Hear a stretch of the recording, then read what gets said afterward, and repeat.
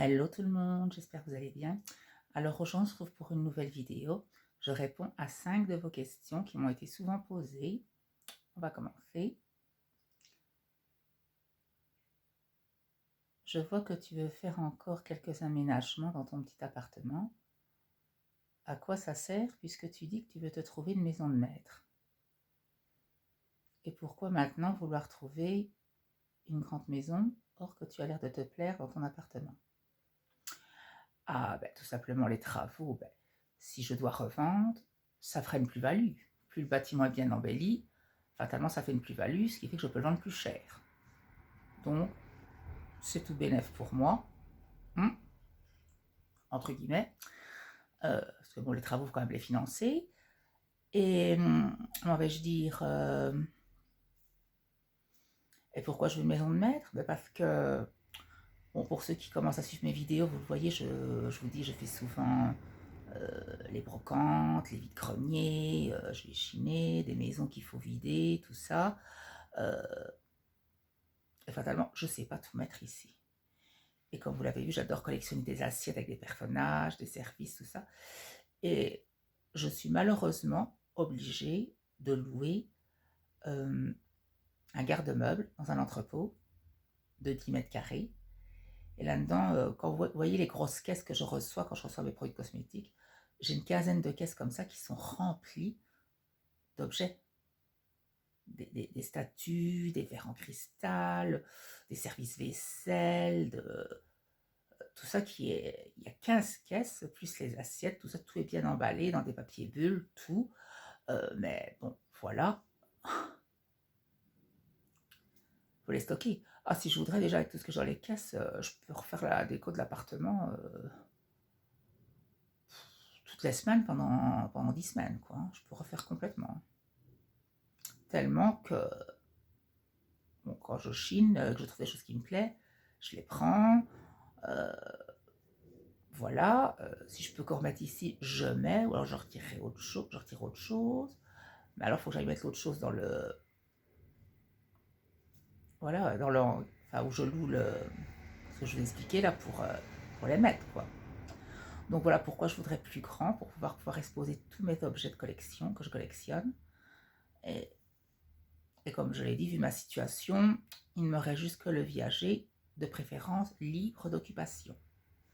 Donc voilà, on passe à la seconde question. Qu'est-ce qui te plaît tant dans la mode? Ah, qu'est-ce qui me plaît tant dans la mode? Ben, moi, je vais vous dire, je ne suis pas pour suivre la mode, entre guillemets. Je vais m'expliquer, c'est-à-dire que je ne vais pas porter la mode si elle ne me va pas ou si j'estime que ça ne me plaît pas. Ça, je ne vais pas la suivre, voilà. Euh, mais sinon, oui, j'aime, comment vais-je dire, moi, je suis comme ça, je regarde sur les sites, et si je trouve quelque chose qui me plaît, que je me vois bien dedans, fatalement, je vais l'acheter. Je vais l'acheter si je peux me permettre de l'acheter, quoi. Mais si c'est la mode, est-ce que c'est pas la mode? Ça, je vais pas regarder. Je vais regarder une simple chose, c'est-à-dire que je vais tout simplement regarder à ce que, de un, ça me plaît, euh, voilà. Et comment vais-je dire, donc, de un, que ça me plaît, et si je le commande et que je vois que ça me va, ben, tant mieux, tant mieux. Euh, mais encore une fois, je dis, je ne vais pas suivre la mode si ça ne me plaît pas. Et j'avoue que des fois, je peux trouver des vêtements qui sont un peu décalés euh, de ce qu'on propose à certaines saisons. Mais comment vais-je dire, tout simplement, moi, il faut que ça me plaît. À la mode ou pas à la mode, si ça me plaît, il n'y a pas de problème. Si ça me plaît pas, non. Mais j'avoue que j'aime bien être habillée, j'ai le souci du détail pour m'habiller. Euh, J'aime bien avoir un look qui fait que je suis moi, tout simplement. Voilà. On va passer à la troisième question. Pourquoi tu ne te décides pas, comme beaucoup te le conseillent, à changer de lunettes? Bon ben, ça, je vais vous répondre. De un, j'aime bien ma monture. Moi, j'estime qu'elle me va bien, même si beaucoup pensent le contraire. Moi, j'aime bien ma monture. Et puis, c'est ce que je dis, je vais pas aller faire des frais de changer de monture. Alors dit toujours tout le monde dit des grosses montures comme des plus grosses montures. De un, ça ne me va pas du tout. Et je vais vous dire pourquoi c'est mieux des petites montures comme ça. Parce que ici, vous ne voyez pas du tout quand j'ai les cernes. Ça ne se voit pas. C'est vraiment caché complètement, ça ne se voit pas. Tandis que si je mettrais des lunettes qui seraient un peu plus comme ça, et même ceux qui ont des lunettes comme ça, s'ils ont des cernes, ça se voit. Alors, personnellement, ça reste que mon avis personnel, moi ça ne se voit pas avec ces lunettes-là, donc ça me correspond tout à fait. Et alors aussi, c'est ce que je dis, bon, c'est des frais, quoi. Parce que je vous cache pas que, bon, rien que les verres, parce que si je prends une monture plus grosse, alors je prends des verres plus gros. Donc changer les verres. Or que mes verres, ma vue est encore bonne, quoi. Mais tout ça pour vous donner un exemple. La dernière fois que j'ai acheté mes verres, j'en ai eu presque pour 600 euros. Alors, aller dépenser 600 euros pour des nouveaux verres, plus une monture de qualité, on est bien d'accord, on n'est plus en dessous de minimum 380 à 450 euros la monture. Si on veut de la qualité, quelque chose de costaud, qui reste quand vous les faites tomber, tout ça, quoi. Donc, on ne serait pas loin des 1000 euros. Je vois pas l'intérêt de dépenser 1000 euros et que mes verres sont encore valables. Et en plus, je vais vous le dire franchement, j'ai déjà essayé des montures plus grandes. Voilà, ça ne me va pas du tout. Mais alors là, pas du tout. Pas du tout. On va passer à la quatrième question. Est-ce qu'un jour tu comptes te mettre en couple? Ben écoutez, je sais pas. Je vais dire que oui, peut-être que non, je suis pas fermée à ça. Pas du tout. Seulement une chose, c'est que moi je veux quelqu'un qui me correspond. C'est-à-dire que moi je trouverais quelqu'un, c'est-à-dire quelqu'un qui, tout de suite, qui n'est pas pour penser à ce que vous voyez ce que je veux dire, à la chose.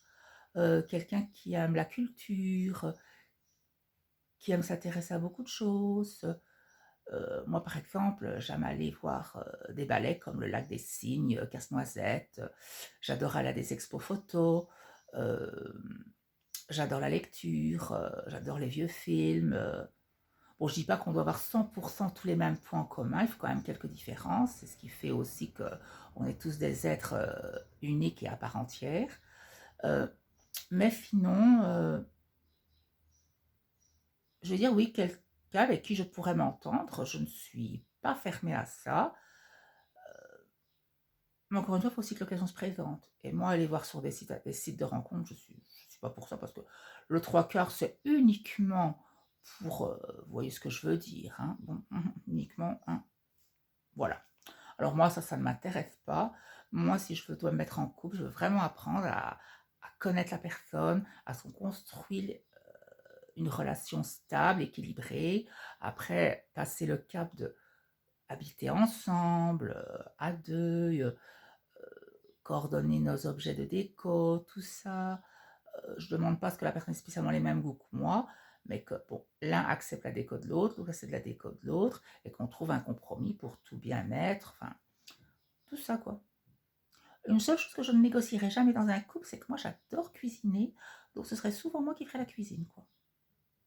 Je crois que ça, personne ne s'en plaindrait. La seule chose que j'ai horreur, même de faire moi-même chez moi, heureusement j'ai ce qu'il faut pour ne pas le faire, la vaisselle. Ça, c'est quelque chose qui m'a toujours, je ne sais pas pourquoi, dégoûté de faire une vaisselle. Même si je suis tout seul à utiliser mes affaires, je ne sais pas pourquoi je ne supporte pas ça. C'est la seule chose que je ne supporte pas à faire dans le ménage, c'est la vaisselle. Heureusement, je vous dis, j'ai la vaisselle. Heureusement. Bon, on va passer à la cinquième et dernière question.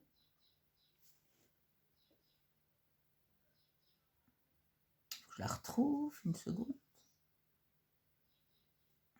Ah, voilà.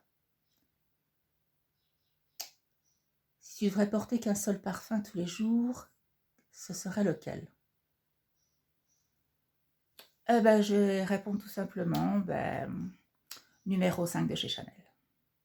J'adore ce parfum, j'adore la simplicité, la bouteille. Je trouve qu'elle est à la fois raffinée, simple et élégante. Son packaging est super. Euh, et alors, moi, beaucoup disent que c'est un parfum, que ça sent la mamie, à l'heure actuelle, parce que c'est plus d'époque. Moi, personnellement, je ne trouve pas ça. J'adore ce parfum. Voilà. En tous les cas, voilà, c'était ma petite vidéo. Je réponds à 5 de vos questions. N'hésitez pas à me dire ce que vous en pensez dans les commentaires, à vous abonner, à republier et à liker la vidéo. Je vous dis à très bientôt dans une prochaine vidéo. Salut à tous!